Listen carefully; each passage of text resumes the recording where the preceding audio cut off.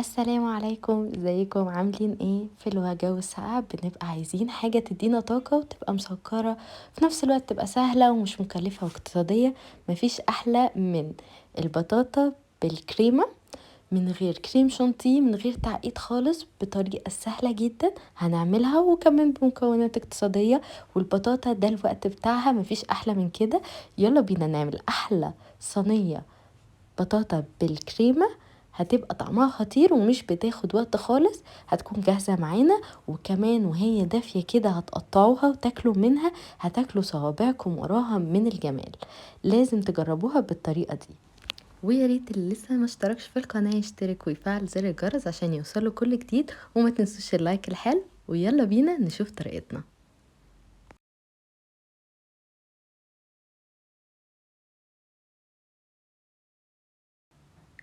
اول حاجة عندي 3 بطاطات حجمهم متوسط، اللي هي تقريبا كيلو وربع. هقطعهم بالشكل ده. كل ما نقطعهم رفيع مش هتاخد معانا وقت خالص. لو عايزين تعملوها اكبر حجمها يبقى اكبر من كده زي ما تحبوا. وفي حلة عندي هنا هبتدي انزل عندي المية. ممكن الخطوة دي اختياري، نحط مية او لبن، بس انا بفضل ان هي تبقى اقتصادية. واللبن والمية بيدوا نفس النتيجة. فاحنا كل الموضوع ان احنا عايزين كوباية كبيرة من المية او كوباية ونص كده من المية، على حسب الكمية اللي انتوا هتعملوها. كل ما تكتروا كل ما المية هتشربها البطاطا وتتسلق فيها وتستوي. وبعد كده نزلت كوباية صغيرة الا حبة من السكر. والتحلية دي على حسب الرغبة، بس يفضل ان هي ما تكونش مسكرة قوي علشان احنا لسه هنحط عليها الكريمة، فما نحطش حاجات كتير مسكرة وعشان كمان صحتنا. وبعد ما نزلت المية كده هشغل النار عندي لحد ما تبتدي البطاطا تستوي عندي، وبكون مغطياها. ببتدي اقلب فيها كده واشوفها كده محتاجة كمان شوية تستوي اكتر. كل ما بتستوي اكتر وتشرب المية بتاعتها والسكر بتبقى طعمها لذيذ وما بتاخدش معانا اي وقت. سلقها بسيط جدا. بعد ما تكون عندي خلاص كده دخلت خلاص في السوا، ان هي خلاص هتبقى مهروسة خالص، هنزل عندي هنا معلقة كبيرة من الزبدة. بتدي طعم لذيذ جدا جدا، جربوها بحتة الزبدة دي بتدي طعم جميل. وبنقلب الزبدة كده مع بعض مع البطاطا، والبطاطا بتبتدي تتهرس معانا. اهرسوها براحتكم وخلوها طرية. كل ما بتكون طرية كل ما بتبقى طعمها جميل في الوصفة دي. وممكن كمان بدل ما نسلق البطاطا بالشكل ده ممكن نشويها عادي، بيبقى فيها الطعم الشوى الجميل في الفرن لحد ما تستوي ونتأكد ان هي استوت كويس جدا. ونبتدي نخليها من القشر بتاعها او نقشرها كده ويبقى طعمها لذيذ. كده البطاطا بقت جاهزة عندي. هبتدي اعمل المهلبية. عندي هنا 3 كوبايات من اللبن، هنزل عليهم 3 معالق كبار من النشا.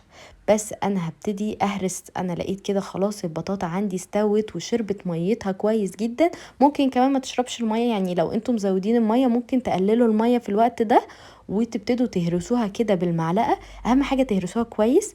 وبعد كده عندي هنا الطاجن اللي انا اخترته. هبتدي افرد عندي البطاطا بالشكل ده، تبقى طعمها جميل قوي. وممكن كمان في الخطوة دي نحط قشطة. وبعد كده عندي هنا 3 معالق كبار من النشا، عليهم 3 معالق كبار من السكر. والتحلية حسب الرغبة، ممكن تدوقوا اللبن وتشوفوه عايز سكر زيادة ولا لا. بعد كده بقلبهم. بعد كده ببتدي اشغل النار على نار متوسطة وافضل اقلب فيها كويس جدا علشان النشا ما تتكتلش عندي والمهلبية او الكريمة بتاعتي ما تبقاش متماسكة.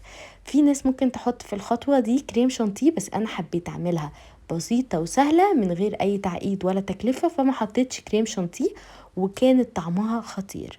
اول ما تبتدي السمك بتاعها يتقل عندي هنزل برضو معلقة من الزبدة، تدي طعم خطير في الكريمة وبتخلي طعمها دسم كده. وجربوها في المهلبية برضو بيبقى طعمها جميل قوي.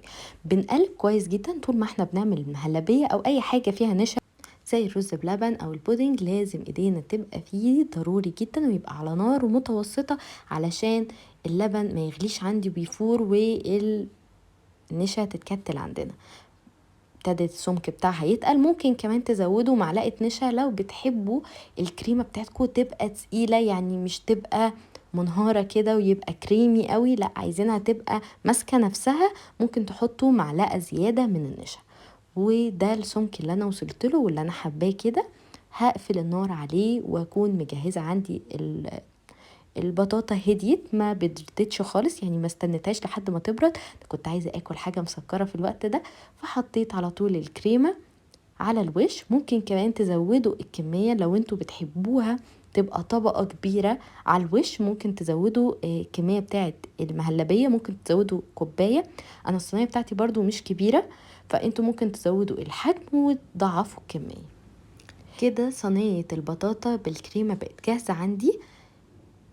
على طول مش بسيبها تهدى، بنزل عليها برشة من السكر البودرة على الوش علشان تكرمل معايا، وممكن رشة من السكر العادي، بس لما بنحط عليها سكر بودر السكر التاني بيقرمش معانا وممكن ما يديش نفس النتيجة دي، فيستحسن طبعا سكر بودرة او شوية قشطة او شوية كريمة هيدوا نفس النتيجة.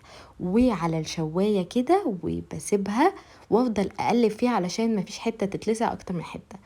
الشواية طبعا كل ما تبقى قوية كل مش بتاخد وقت، نخلي عنا عليها، ما بتاخدش وقت خالص، على طول بتاخد اللون الذهبي ده من غير ما نشغل طبعا الفرن، وبتاخد الطعم بتاع الوش ده بيبقى جميل جدا علشان اللسعة اللي بتكون فيه. وكمان لما تفتحوا كده، انا ما استنيتش عليها، كانت سخنه جدا، وزي ما انتم شايفين كده المهلبيه كانت لسه ما مسكتش نفسها، طعمها كان خطير.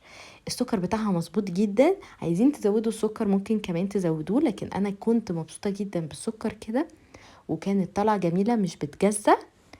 ممكن بس تستنوا عليها شويه عشان تعرفوا تقطعوها، وتقطعوا منها قطع، تسيبوها بس تهدى شويه وتبتدوا تقطعوها، وتكون كمان الكريمه مسكت نفسها.